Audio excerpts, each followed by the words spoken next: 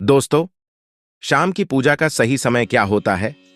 शाम को दीपक कब जलाना चाहिए और दीपक जलाते समय किस नियम का पालन करना चाहिए? अगर हम शाम को दीपक जलाते हैं तो क्या हमें स्नान करना आवश्यक है? मतलब शाम की पूजा बिना स्नान किए कर सकते हैं या नहीं कर सकते हैं? और शाम को घर में कितने दीपक प्रज्वलित करने चाहिए? कहां-कहां दीपक प्रज्वलित करना चाहिए? दीपक जलाने का मंत्र क्या होता है? घर की परेशानियों को दूर करने के लिए और किसी विशेष मनोकामना को पूर्ण करने के लिए दीपक किस प्रकार से प्रचलित करना चाहिए? इसलिए आज की जो वीडियो है पूरी तरह से संध्या वंदन पर आधारित है। शाम के समय जो आप संध्या वंदन करते हैं, पूजा आराधना करते हैं, दीप प्रज्वलित करते हैं, वह किस प्रकार से आपको करना है, किस नियम का पालन करना है। मतलब आज की वीडियो पूरी तरह से आपके प्रश्नों पर आधारित है, जिनका उत्तर मैं आपको शास्त्रों के अनुसार देने का पूरा प्रयास करूंगा।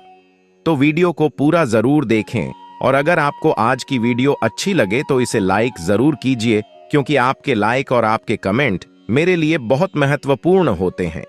यह एकमात्र जरिया है जिससे मुझे पता चलता है कि आपको यह वीडियो अच्छी लगती है। साथ ही कमेंट बॉक्स में भगवान शिव और माता लक्ष्मी के नाम का जयकारा भी जरूर लगाएं। इससे आपको सकारात्मक ऊर्जा की प्राप्ति होती है। और अगर आपका कोई भी सुझाव हो, कोई भी प्रश्न या कोई विशेष वीडियो देखना चाहते हैं तो उसके लिए भी कमेंट बॉक्स में जरूर लिखें। और हां, चैनल पर पहली बार आए हैं, अगर अभी तक आपने चैनल को सब्सक्राइब नहीं, तो सब्सक्राइब जरूर कर लीजिए और बेल आइकन की प्रेस कर लीजिए। इससे यह होगा कि इस चैनल पर जो नई वीडियो अपलोड होंगी वह आपको सही समय पर प्राप्त होगी। तो सबसे पहले बात करते हैं कि दीपक प्रज्वलित करने से पहले, मतलब शाम की पूजा करने से पहले क्या स्नान करना आवश्यक है।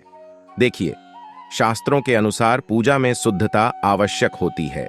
तो जब हम सुबह पूजा करते हैं तब तो स्नान करना अत्यंत आवश्यक होता है।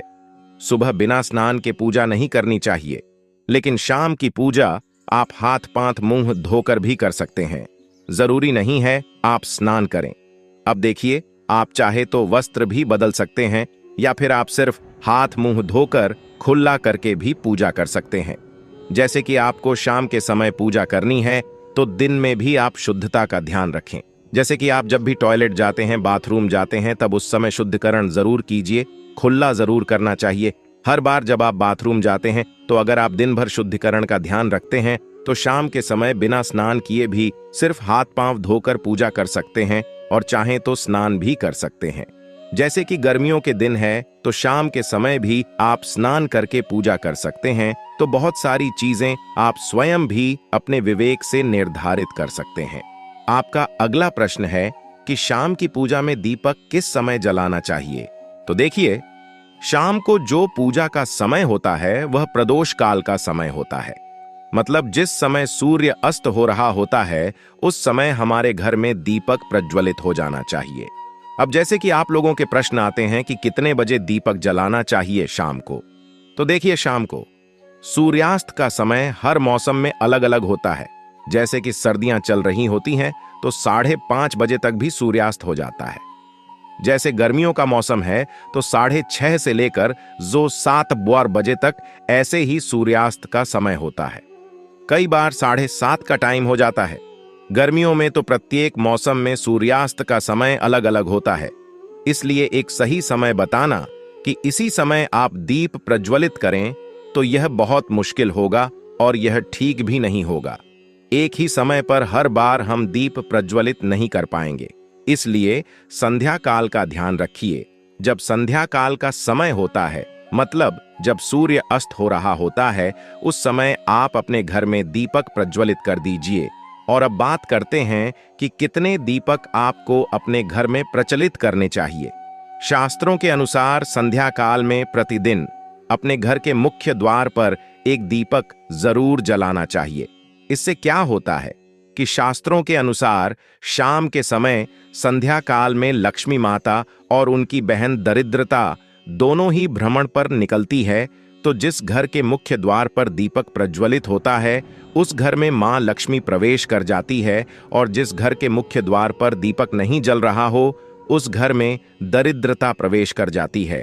तो इसलिए मां लक्ष्मी का प्रवेश आपके घर में हो, इसके लिए घर के मुख्य द्वार पर एक दीपक जरूर प्रज्वलित करना चाहिए। और हां, घर के मुख्य द्वार पर जो दीप प्रज्वलित किया जाता है, संध्या काल में इसके बहुत सारे फायदे शास्त्र में बताए गए हैं।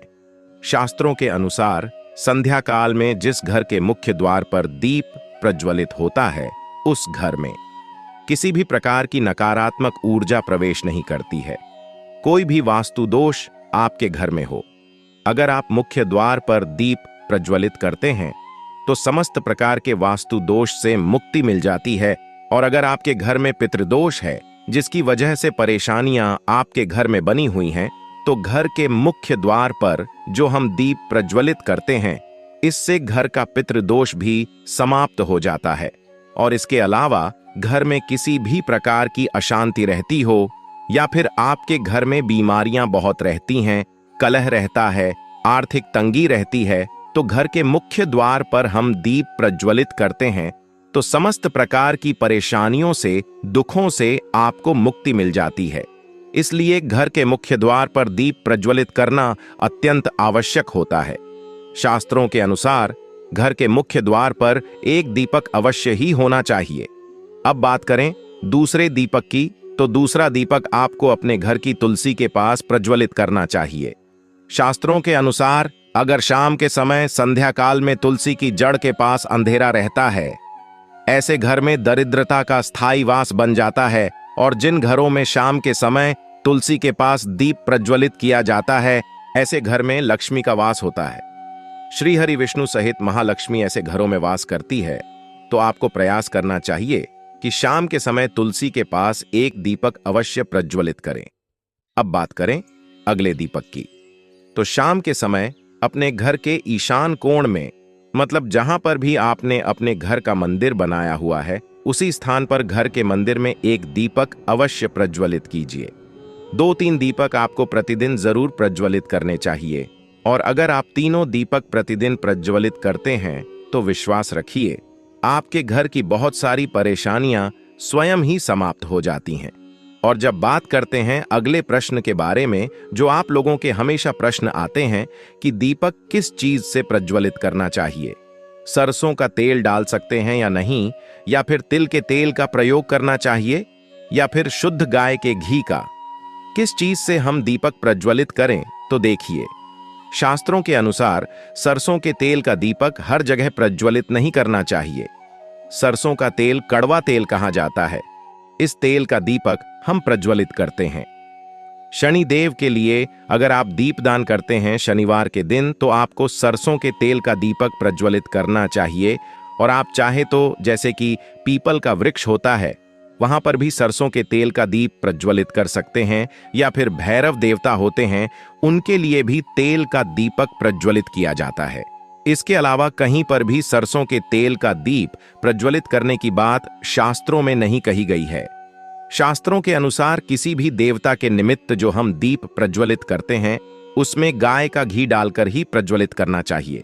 अब देखिए, ऐसे समय में जबकि गाय का शुद्ध घी नहीं मिल पाता है, तब हमें क्या करना चाहिए? तब आपको गाय के घी के नाम पर जो भी घी मिल जाता है या फिर शुद्ध घी मिल जाता है, उसका प्रयोग कर सकते हैं। या फिर आप चाहें तो तिल के तेल का दीप प्रज्वलित कर सकते हैं।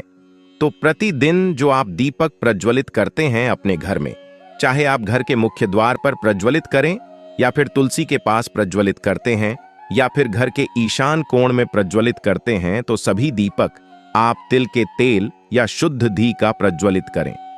और हां, हमारे इस चैनल शिव उपाय लोक को सब्सक्राइब करें।